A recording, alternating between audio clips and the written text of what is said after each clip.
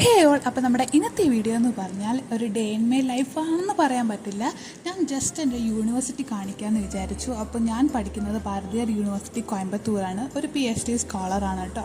അപ്പോൾ ഇതാണ് എൻ്റെ യൂണിവേഴ്സിറ്റി. ഞാൻ ഇതുവരെ പഠിച്ചതിൽ എനിക്ക് കുറച്ചും കൂടെ കാമായിട്ടുള്ള അറ്റ്മോസ്ഫിയർ കിട്ടിയിട്ടുള്ള യൂണിവേഴ്സിറ്റി ഇത് തന്നെയാണ്.